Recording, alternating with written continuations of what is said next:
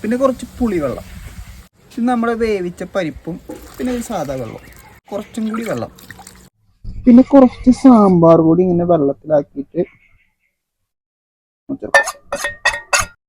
പിന്നെ കുറച്ച് മല്ലിപ്പൊടി. സാമ്പാറിൽ മല്ലിപ്പൊടി ഇടുവോ? മല്ലിപ്പൊടിയൊക്കെ ഇടാലോ, അതിനിപ്പോ എന്താ ഇട്ടടാ.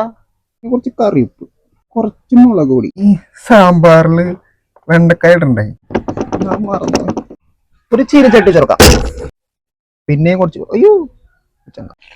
കടുക്, വറ്റൽമുളക്, കുറച്ച് വേപ്പില,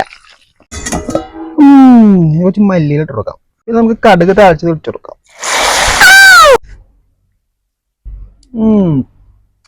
അത് ശരിയായിട്ടില്ല, എന്തൊക്കെയോ ചില പ്രശ്നങ്ങളൊക്കെ ഉണ്ട്. അതിൽ സാമ്പാറിന് നല്ല മണമുണ്ട്, അത് കാരണം എല്ലാരും പറ്റിക്കാം. അരി മൂഞ്ചി മടനെ മൂഞ്ചി.